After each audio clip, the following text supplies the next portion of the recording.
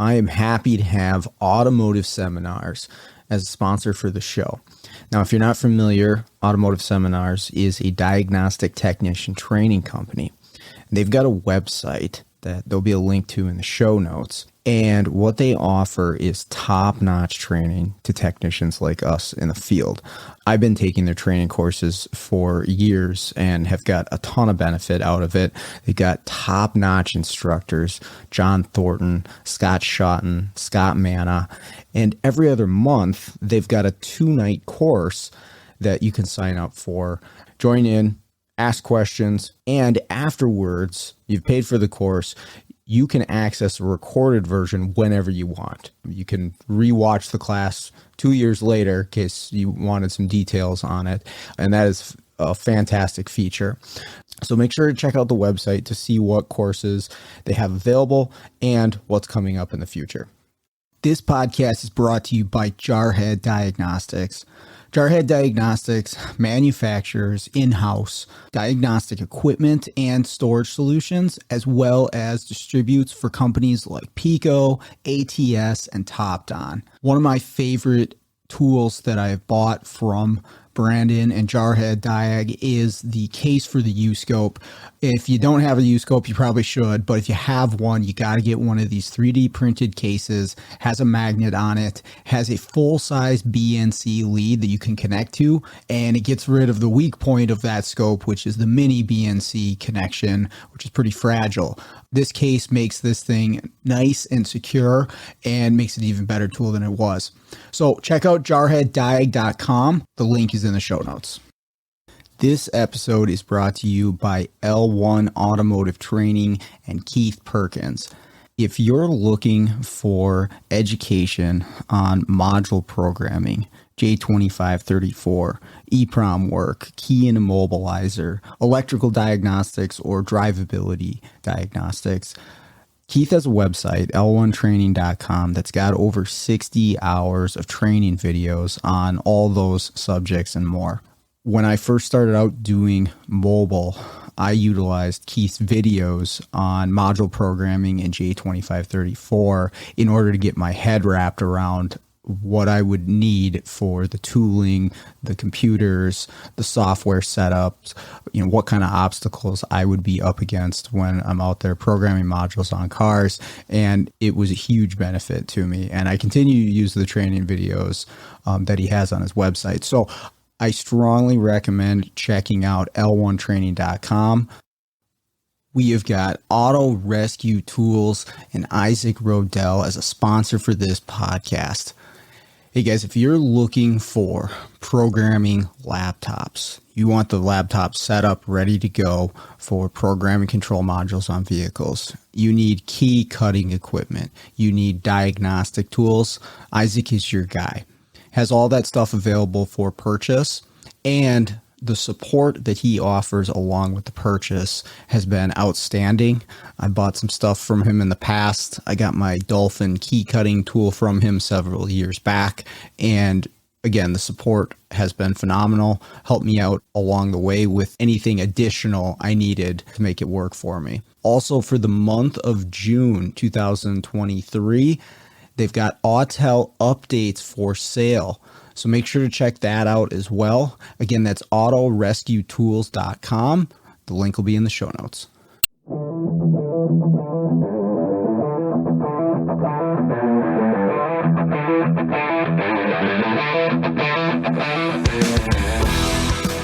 Welcome to the Automotive Diagnostic Podcast. We're going to explore ways to sharpen our diagnostic skills, find learning resources, and hear from experts in the automotive field. Hey, what's going on, automotive world? Welcome to another episode of the Automotive Diagnostic Podcast. My name is Sean Tipping, and I'm going to be your host for today's episode. Today on the show, I'm going to be talking with Ben Varnadoe and Noah Kight. They've both been on the show before, but I was lucky enough to attend ASTE this weekend in North Carolina, and I'm sure a lot of you listening were there as well. It was awesome to get to talk and meet so many different people in the automotive industry, some that I knew at least through Facebook, some that I've never met before. Everybody was awesome. The networking was awesome, and I got to record my podcast at the event, and this is one of those conversations. We just sat down and kind of just shot the breeze, and you're going to hear more of these conversations as well. I've got quite a few from the weekend. I'm going to be editing this one on the plane ride home, and so it'll be out on Monday morning. But anyways, we've got Ben and Noah here for a nice conversation at ASTE. Let's jump right in. A first timer, it's awesome, man. I little almost unexpected. I expected the knowledge to be good, but I was blown away. I'm still like kind of just processing some of the classes so far. What'd you take today? I need to look these up to be exact. I took, let's see, pull up my email real quick. I just had Scott. You were in Scott's? Yeah. Okay, I was in Scott's too. Electrical testing techniques with Pete Meyer. Dang, we've had the same classes. Yeah, both of the same classes. And Scott's class, Pete's class was good. Scott's class was like, I expected there to be very specific knowledge. I'm not gonna lie, most of that stuff was above where I'm at. He said the exact same thing like 10 minutes ago. It I was, because I was expecting like, we have, fuel trims, we have, ignition tables and things of that nature. But he just went like straight into the like exact details. Like, this is how this car is working, and this is how things are testing while you're driving. And I was like, whoa. Have you looked on YouTube? Bernie Thompson did a free class over fuel trim. And it got so just deep. I mean, first 5 minutes, it went off the high dive. I watched Scanner Danner's stuff on it, on just like the basics of it. That's how I felt in Scott's class, right? Yeah. Now. It just went right off the high dive in the first 5 minutes. And you're just like, well, if for the right person, that is really good, and that's what they're after. And then there are other people where you're not ready for that, or that's not for you. So something I was talking about with somebody else earlier is like, you also really have to do your research for a class before you take it to know what you're going to get. But sometimes that's not possible, right? I was talking blurb. Yeah. There's like a paragraph and you don't know exactly what you're going to get, or maybe the title of the class can be deceiving at times. And this isn't anything to knock on instructors, right? They're trying to get as many people to take their class as possible. And I get that. But like, if it says advanced in the title, and then maybe it's not so advanced, but it was just there because everybody wants to take the advanced class, right? They'll sign up for it because they see advanced, but then they cover more basics, or the other way around, right? You're just like, you're blown away and you can't keep up with what's going on, which it's cool. That's impressive. But how much are you actually taking away from that class? It's interesting, but you want to get your the most bang for your buck, right? Yeah. And then like one of the guys sitting in front of me, he does tuning work. Yeah. So that class was like the guy you told don't answer any more questions. Yeah, he knew his stuff. That class was like perfect for him. Okay. For me, it was great to get into the engineering side of it, but it was also like just so far in depth. And I'm still like, the whole time I'm learning this, I'm thinking, okay, how is this going to help me daily? How is this going to help me daily? How can I apply it? And then actually, the few things I did learn are great pieces of information to have, almost like bar trivia. Yeah. But I don't know if it would help me, but it's an amazing class. I am not going to knock that class. That class was great. Yeah. Did it fit me? Maybe not so much, but like I said, any class you go to, if you learn one thing, it was worth your time. Exactly. I'd always been taught 14.7 to 1. I learned in that class 14.7 to 1 is not the rule. It's actually 14.13 to 1. Okay. The reasoning behind it, I was glad he went into the reasoning of it. It has to do with the ethanol contents of fuel. Yeah. I remember from my earliest days, it was always 14.7 to 1, 14.7 to 1. That's for pure gasoline, right? Correct. Okay. When actually it's 14.13 to 1. Okay. Is actually what it's supposed to be. Or Gotcha. 14.13. Okay. That was kind of cool. So I was like, Yeah, and so some of that stuff comes across in like a scan tool, right? Then you see here's the equivalency ratio or whatever, and then you got that number that says 14.1, whatever. Like, oh, okay, that makes sense now. I get it. That's what he was talking about. So yeah, getting deep into stuff, you can go down rabbit holes, right? And you can get too far into the weeds on things, and I've definitely done that with a lot of stuff. But sometimes it really does help you to have like that intricate knowledge of how everything works. There is some application at some point, but like you say, getting one thing out of a class, totally worth it, right? It ends up being worth it at the end of the day. So as long as you're here and absorbing what you can, and the networking too, that's the other thing that's pretty awesome about this. I've been having so much fun just talking all day. I remember Super Saturday, they had the parking lot party afterward, where they actually had a venue where we all went. Yeah. So it was neat getting to run into like Keith Perkins. I've been a member of his website for probably a year at least. Never met the guy in person. Oh, there's a ton of people I've never met in person that I've talked to for years on Facebook or whatever, and then it's all face to face. And some people are taller than you think they're going to be, and some people are shorter than you think they're going to be. Right? Like you just have an image of this person in your mind, and you meet him, and you're like, oh, okay, that's a lot different than I thought. It's weird to see everybody here because, especially in North Carolina, like there are definitely some people that like I know Jarhead Diagnostics is here. He's a local. Like it's just weird to see everybody here, like, and like just the like names go because I mean we haven't had the what is it, the convention for like Saturday. Oh, the Super Saturday. Yeah, and just seeing like all like the sponsors and everything up there, I'm like I was just kind of a little bit blown away. For sure. Are either of you going to the dinner tonight? I am. Yeah. Okay. I'm not. Okay. I don't have a hotel room. So. Gotcha. Okay.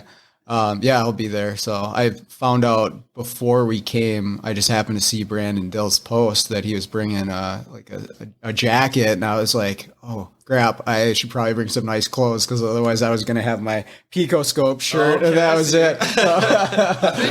I'm hoping, fingers crossed, that the ones getting dressed up are getting something because this is dressed up. I think a button up will do, but that was what was requested was a nice shirt, and so I guess I'll tuck my shirt in. But yeah, that should be fun.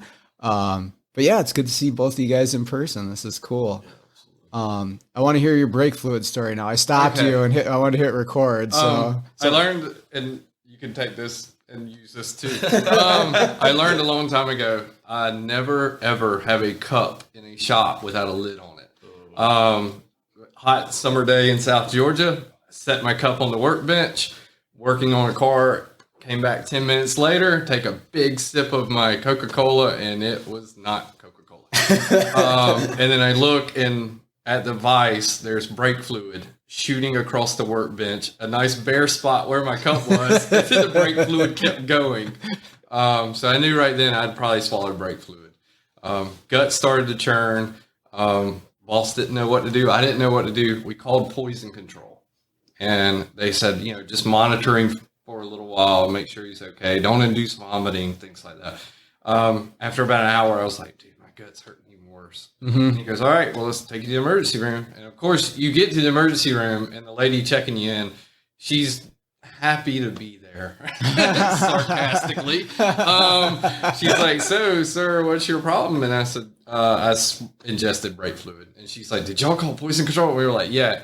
Immediately, her mood changed. I didn't even sit down. It was straight to the back. Okay.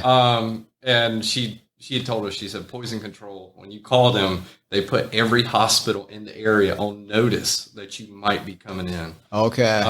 It was painful. They basically stick a needle into your artery and draw blood out and send it off to the lab, and they wait an hour or two. Put it on one of those brake test strips or something. And then they, like an hour or two later, they stick you in the artery again and make another blood draw and send that off to the lab. And basically what they're doing is they're looking for certain enzymes and chemicals to see how much they're depreciating, to see how your body's actually processing them. So they didn't pump your stomach or anything? I didn't have to get my stomach pumped, but I learned after that, no more cups without lids on it. Well, it's a big OSHA thing. They come to the school and they make sure like you can't have an open container of anything in the shop. It has to be labeled, right? Unless it's being used, and then we're not supposed to have drinks in the shop at all, technically, according to OSHA. I mean, everybody does, but yeah, it's get something with like a screw top or something like that. Because I mean, like coolant. I mean, maybe it's Mountain Dew. Who knows, right? You know, that's funny. Mine was like the big, large Hardee's restaurant cup with the mouth like this big on it, so it got plenty of brake fluid. Man. That had to just tasted awful. Oh, it's got a weird pine tarish gin almost taste, but you feel it right afterwards. I'm gonna lay a dad joke on you here that reminded me of this when you're talking about this, and I didn't come up with this. I saw it on Facebook years ago, but it was some people tell me that I have a problem drinking brake fluid. I tell them I can stop whenever I want. So anyways. That's awesome. Noah, have you ingested any automotive fluids? God, no. No, I don't have any crazy stories like that. The only thing that I learned was if the container's labeled something. This is pretty obvious, but if the container's labeled something, then it needs to stay that item. Coolant jug, G13 coolant. It's typically all white. You do have that little see-through side, but guys are running in and out, and some guy put a straight brake clean in his. Oh yeah. He left for the day, and somebody had to top off some coolant. Oh, cool! He's got some top. Dumped it right in there. And, man. Yeah, that was. I just kind of witnessed the aftermath of that. But yeah, after that it was like a big. By the way, if you do this, you will be fully responsible. So, have you seen what happens when guys accidentally put coolant in a washer fluid bottle? No, I have seen that done. The worst though is when a customer will add power steering fluid to their brake reservoir.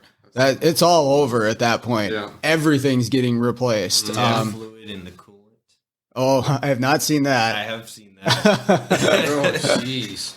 What's the results of that? Straight crystallization of everything. Same thing like when it goes in the fuel tank. Yeah. The Ford 6.7s, I learned this in another class years ago.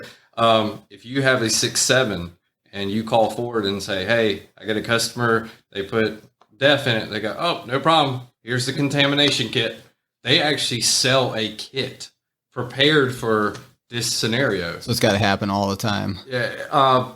From what the instructor in the class said, he goes, insurance will pay for it the first time.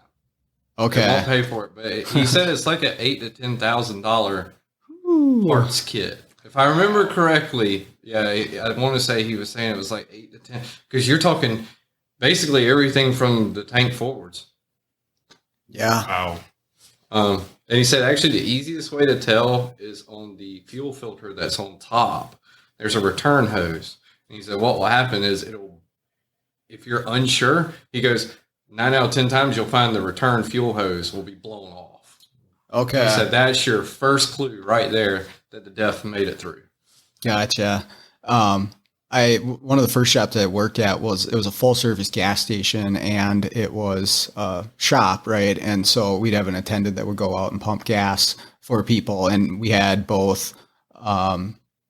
We had diesel and we had gas at the pumps, right? And so, I mean, you should be able to figure it out, what you're pumping gas into, but we seem to have it pretty frequently where they'd pump gas into a diesel, right? Mm-hmm. And then this big Ford Excursion is going to pull away and it's not running at all. And then all of a sudden it's our job as technicians. So you got to drain everything, get all the gas, the 24 gallons of gas that just went into this thing is now junk. It was a mess. So we had to do some training for the gas station attendants. The one I worked for a company about the labels. You're talking about, hey, if it's a coolant jug, it has coolant in it. If it's a washer fluid jug, it has washer.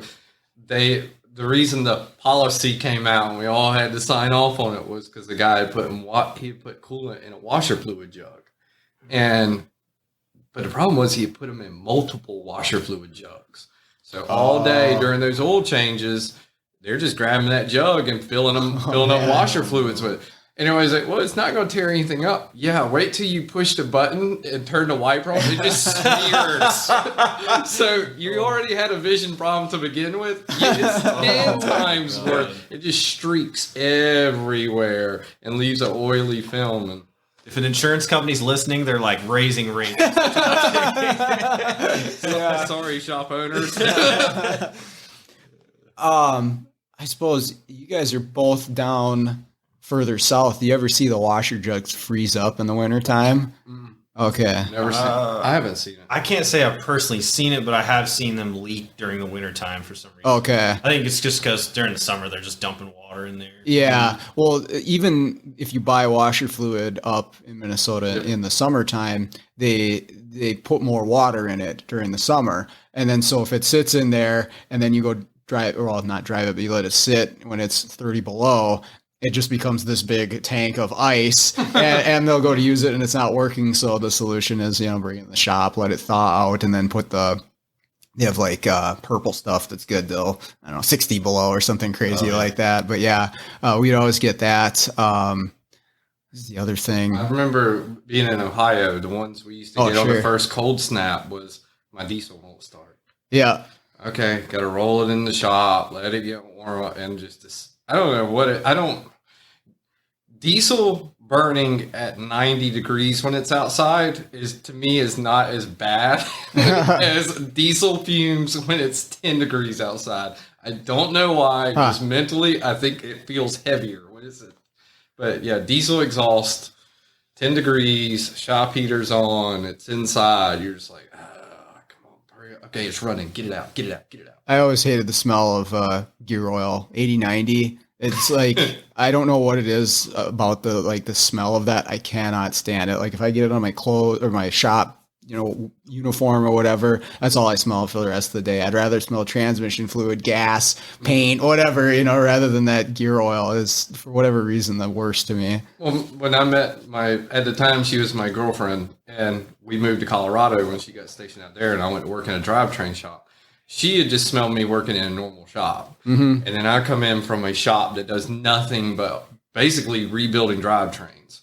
And the first day I walked in the house, she goes, "Oh my God, what is this?" And I looked at her, I said, "Honey, that's the smell of money."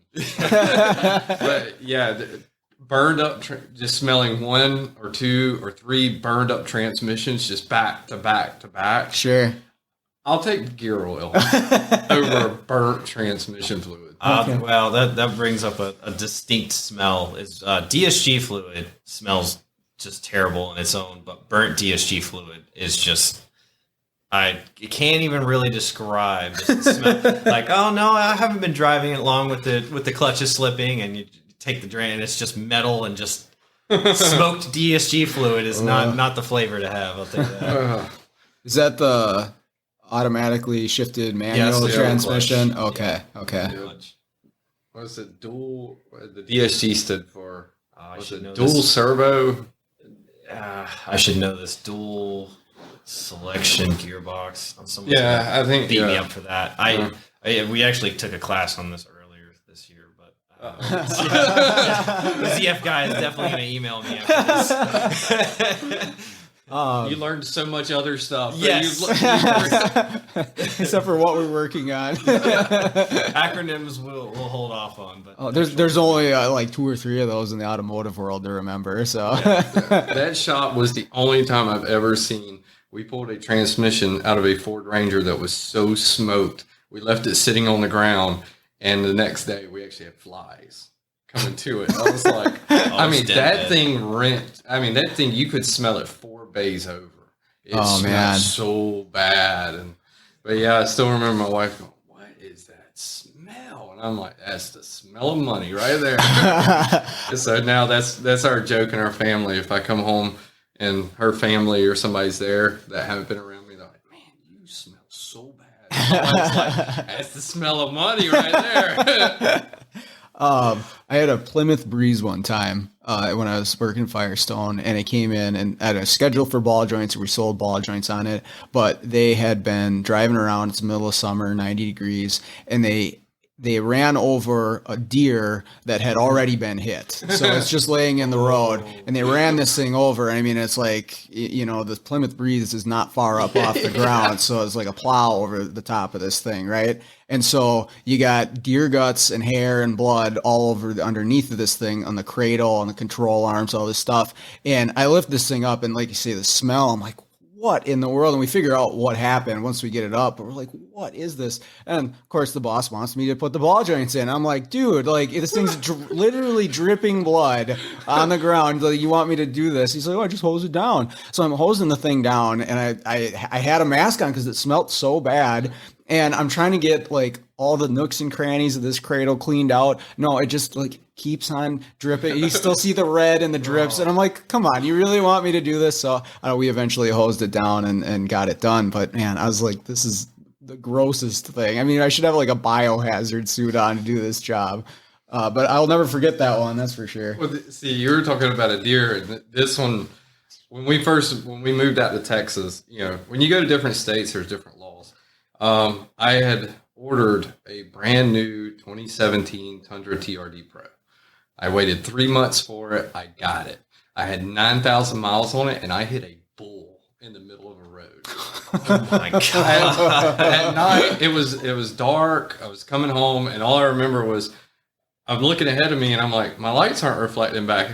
And I was like, I can't see the middle line. I can't see the edge. What the heck? And by then, I nailed it. And it went sliding across the ground, and then got up and walked past me. And I was like, wow, okay, I hit a bull.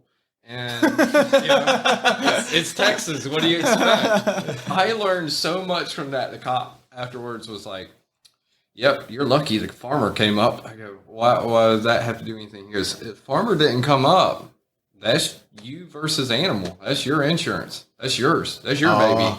And I'm like, oh, wow. And he goes, and also be glad you didn't kill it. And I go, wait a minute, kill it? What are we talking about here? He goes, yep, if that would have been one of his stud bulls and you killed it, you would have had to pay for the cow and loss of income.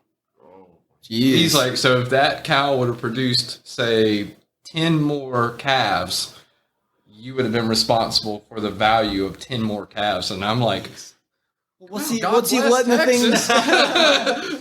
What's he letting the thing wander around in the road for? There's one guy down here that's talking with a great Southern country accent. He would sound just like the farmer, but the farmer goes, he done mated with them heifers up there, and he was headed down to that field to get with those. I just had a strategy going. Yeah, he goes, I could have put a brick wall up and he would have jumped over it. And I just looked at him. I was like, well, now I see what y'all mean by black as coal. And he goes, black is cold, black is night. The only white thing on that cow is its eyes. Oh my gosh. Yeah, don't drive a small car down his road. Yeah, no kidding. Actually, when the paramedics got there, because they just immediately, when it's animal versus or bovine versus vehicle, they just go ahead, cops, paramedics.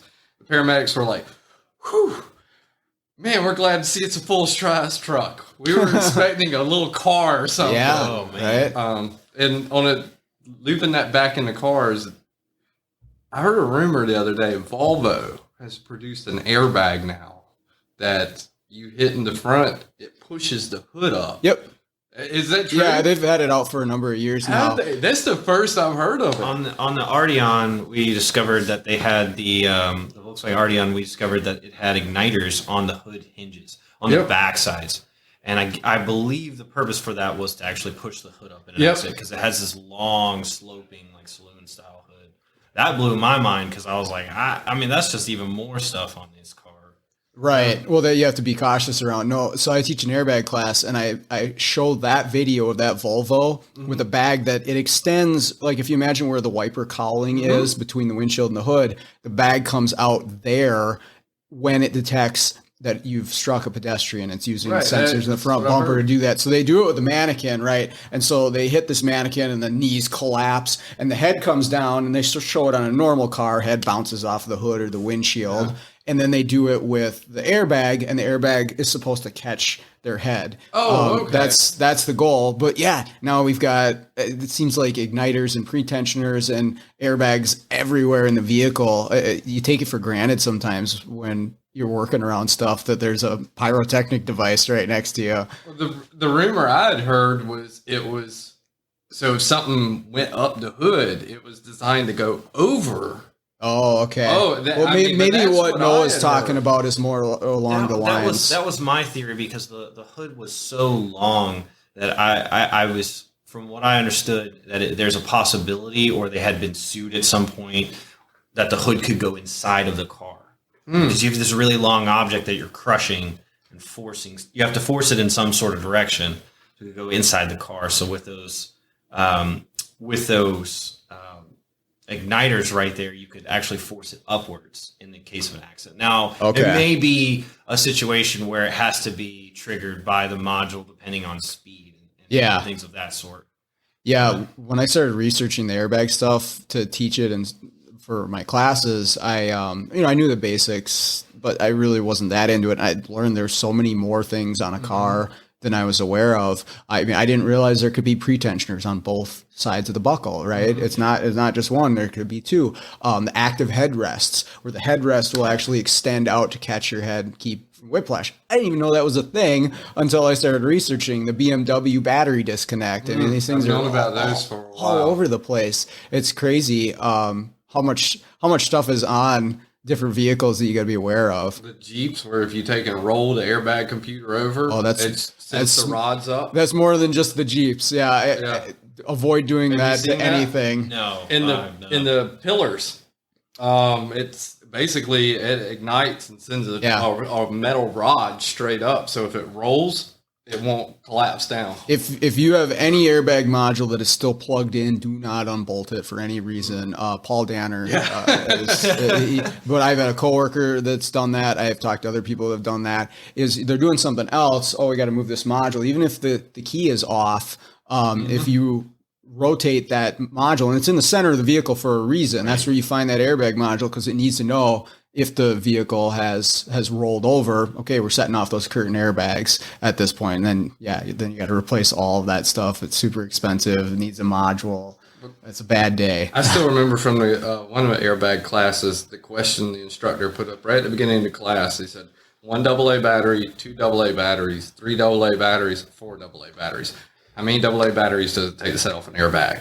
And we're all sitting there like, this is the reason we're taking your class. And it was actually 2.5 AA batteries. Interesting. All it takes to set off an airbag. Okay. That's one of the reasons why, and I had to explain this to my service writer the other day. You do not take a meter and do resistance on the airbag. So it's funny you say that, and I agree. Don't do that. And I tell my students not to do that. But we set off an airbag every year for my airbag class. That's part of it. So let's see a pretensioner go off. Let's see an airbag go off.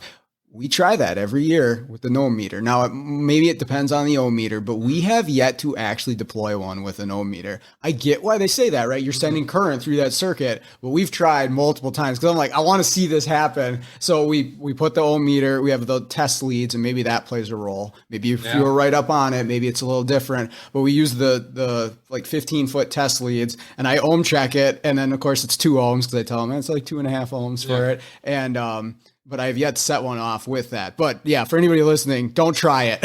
Well, I still remember a case study they had in that class of a guy who was doing the dumbest thing ever, but he was soldering an airbag wiring and using not the wonderful butane one, but the electric soldering iron. And I guess maybe there was a short or something in it.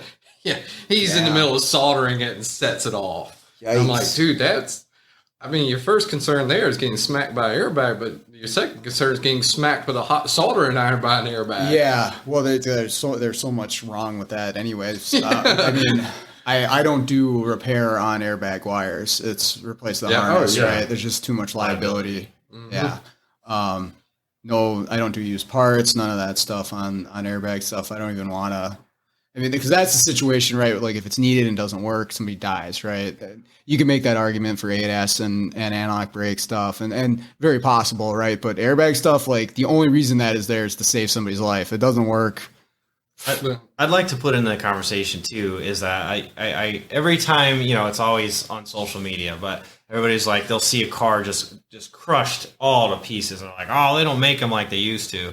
I'm like, yeah, because that person walked away. Like understanding how, and I don't even have all the classes and everything. I mean, I'd love to take an airbag class, but understanding like just the basics of how that system works and the millisecond calculations that entire system's making. It's nuts. And I'm like, it is crazy. I'm like, this thing just activated half the car based on speed. Yep. And saved this person's life. The crumple zones worked, etc. You know, all that stuff worked. Versus, you know, they used to. You watch the old crash tests, and you're like, oh my god, yeah, well, no. I'll give you a quick Cliff Note version. First generation airbag systems came out.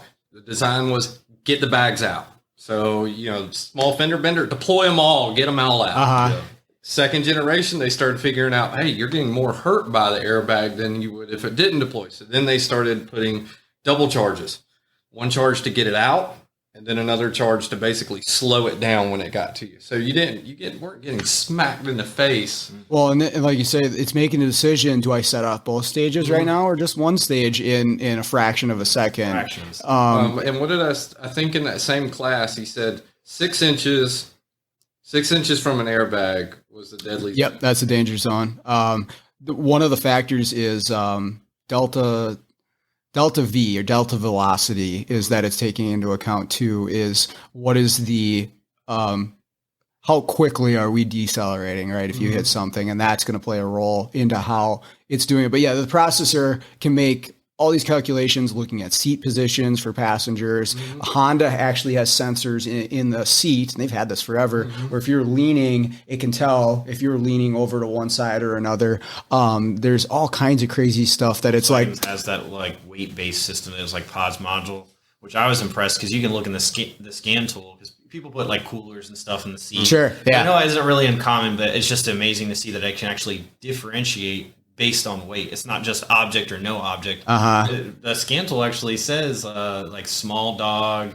It does. It really does if you look at it. That's funny.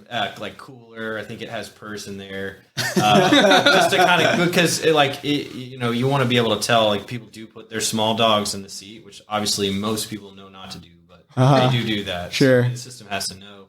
But yeah, that's you know, and on the other side of that too, people are like, okay, well, this is a most advanced car, and it hit a pole, and none of the airbags went off. And I'm like, it's also has a calculation for that. Yep. Yep. Well, they also figured out too from the first gens that you could quickly total a car by how many airbags you deployed.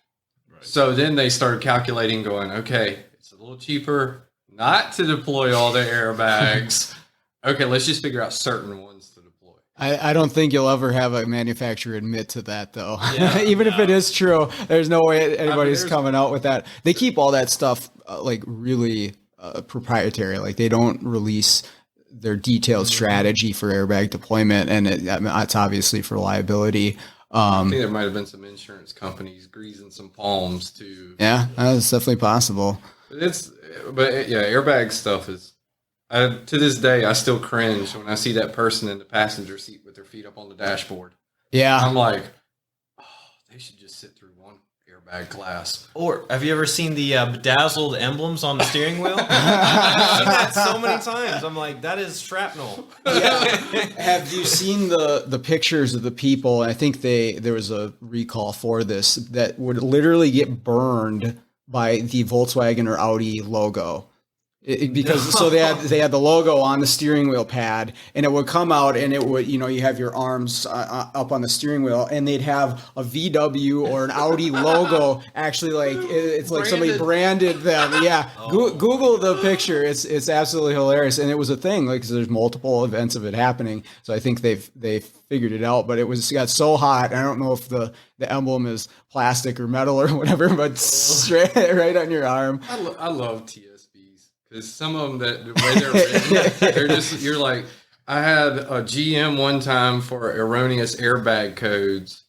on the passenger side, and it was, you go read the TSB, and it was literally said because of an electronic device such as a laptop being turned on and setting on the seat would set the airbag one. But there's a good one from back in the late 90s, early 2000s that every shop I've ever went to, I always print one out and hand it to the service writers. It's from Honda. And it's like 4 pages long of basically questions and ways to describe noises to your customers. And it's like a squeak, like a screen door opening. It's like a buzzing sound, the sound of a swarm of bees. It's like 4 pages of this thing written, and I'm going, man, that engineer must have known his head was on the cutting block. So I better produce something.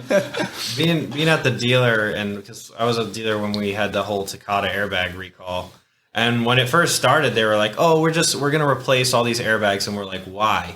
You know, because that information in the beginning didn't seem to be very clear. They were like, "Oh, they're just defective." Like, well, what do you mean? And then later they're like, "Oh, the backs of the igniters can rust, and you could have a random, ignition event." And of course, you couldn't get igniters quick enough because no one wanted a bomb in their car. And everybody was always like, "Well, it's a pretty rare. It would be a pretty rare circumstance. You'd have to have a car that had a water leak. It'd have to be older. It'd have to be in a humid climate." Sure. Yeah. Yeah. Volkswagen. Yeah. So Volkswagen, basically. 100% true, by the way. 100% true. They leak water all the time. If you're listening, don't buy one. So I just kind of told myself, like, oh, it's not really possible to have one that's a real danger to me. So I did hundreds of them, and in comes this, I want to say it's like a 2006 Passat, and it's got a water leak. It's like that, I guess that weird Mark V looking Passat, and the car's got Florida tags on it. I'm like, this can't be the one. And I take it off, I do all my precautions, everything. I take the airbag out, I flip it over, and it's filled with rust. I mean, it's just solid rust. Wow. And that'll scare you. Yeah, no kidding. I mean, especially, and I can't imagine when some of these cars get 10 plus years old. Because, I mean, I know, like, obviously some of the 90s cars had, 1 or 2, 3 airbags. But, I mean, having full, 8, 10, 12 airbags in these cars and having the possibility of rust or somebody hooking up their speaker wire to the Yeah. I mean, as they get more complex, Right. Yeah, there's more chance of something going off. I don't know if either of you ever looked into the way that the computers actually monitor the circuits for the deployment loops. It's absolutely crazy what the monitoring process is for circuit integrity on those things. Because you can have codes for shorted to power, shorted to ground, open, and it will differentiate between all of those without ever actually activating the airbag, right? Because you can't, just it's not like an EGR valve where you test it. Does it work? I don't know. Okay. There's no active test for this. Yeah. So it's doing all this with a bias voltage on the circuit to monitor for all these different things, and they'll set a code for all the different problems, high resistance, whatever. And if you watch it on a scope, it's really crazy it's like the most complex circuit monitoring in the car. I'm pretty convinced, and there's probably other examples, but and this goes back into like the early 2000s. They were doing this too, but they have to be sure that it's going to work when it's needed. And so it's got to have that light on to tell you, hey, there's something wrong with your system if there's any sort of problem. But if you scope one of those lines, it's pretty interesting what's going on those circuits. You got me intrigued now. I might actually have to hook up to one. Yeah. Just not your own meter, I guess, but no, you can hook up a scope safely, to one of the circuits and see what's going on, and they'll alternate voltage different ways. It's super interesting. I've never even thought about it, but yeah, they would have to, because they're basically checking for resistance. Yeah, that's all it is. Like, does this 2.5 ohm resistor exist? But how do we test that it's there? Without sending 12 volts to it or something like that. It's a lower voltage, and they'll do some pulsing. But it varies depending on the brand too. There's different methods depending on what vehicle you're working on. But the question I'd pose is then, how do these cars, especially these more advanced cars, have random deployments? I've seen that. I had a buddy, what is it, the headrest restrainment system. Sure. One of those. I guess Mercedes is known for those. Just randomly went. He was driving to work one day. Just randomly went off. No airbag light. Nothing. Oh wow, that's a good question. I don't know. I was because I mean I've seen these cars where they like they have an airbag light. They've turned off the igniter. They have, I think it's like a resistance fault in most Volkswagens. I haven't seen like an open or like short to ground fault in one of them. I probably don't want to see that, honestly. But yeah, I was wondering about that. I had a customer with an older Volkswagens and with airbags. It's just terrifying to me. Older TT, and it had water in it significantly. Yeah, so I mean, I guess by that, okay, water gets in the connector and you could have a random deployment, but it just scares me. Yeah. For the aging of the car. Right. I still remember an old Cadillac, like early 2000s Cadillac. The guy was complaining that his seatbelt. He just came. He's like, my seatbelt won't work. My airbag light's on. And I go in there, and sure enough, it has set the igniter off.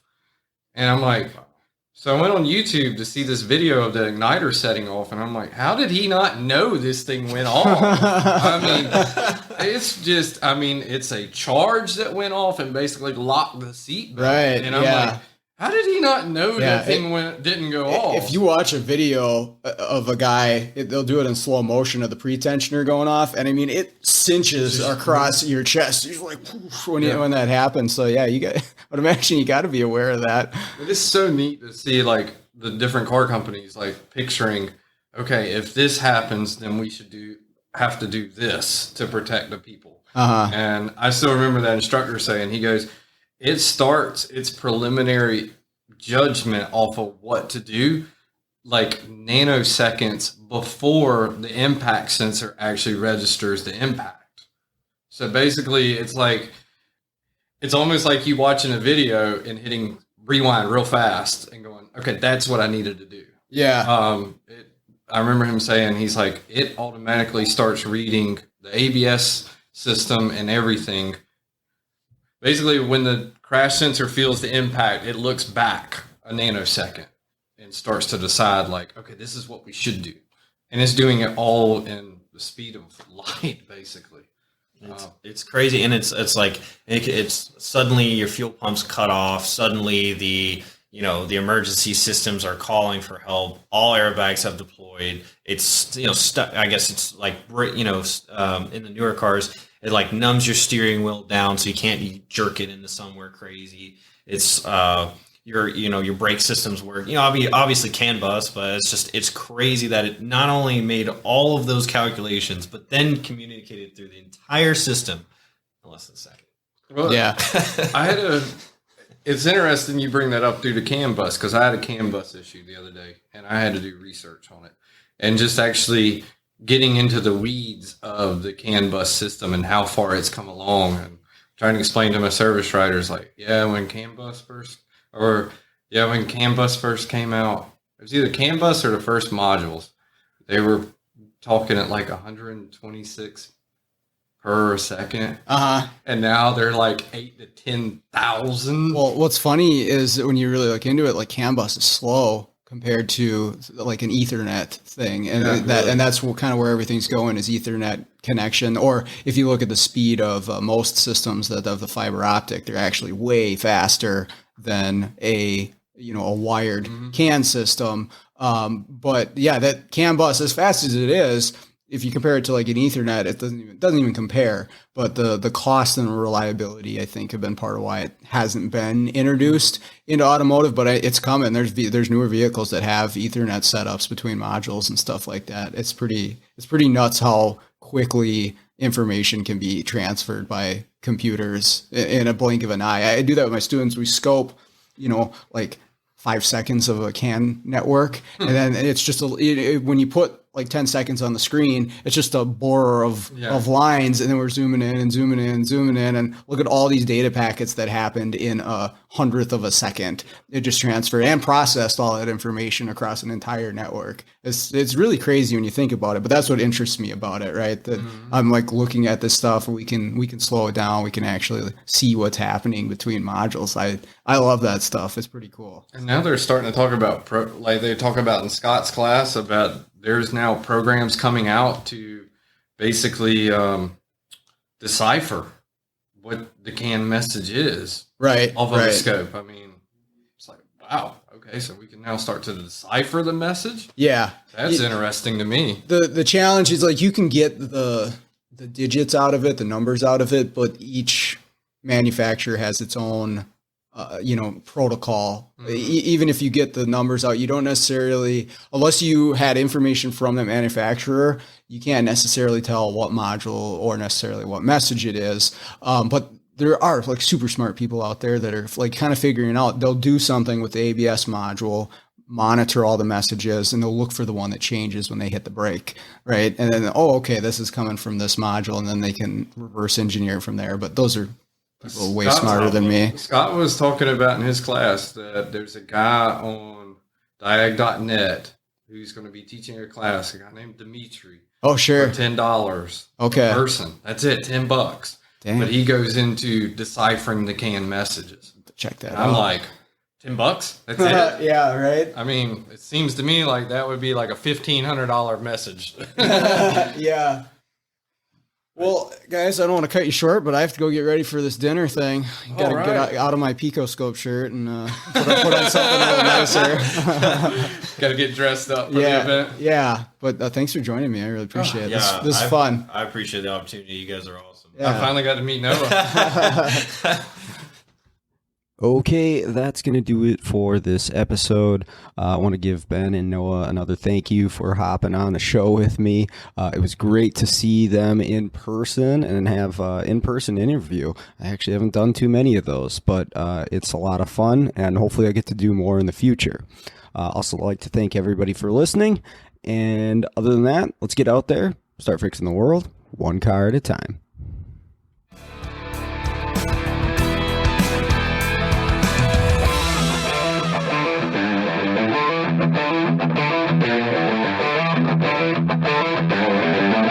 Yeah.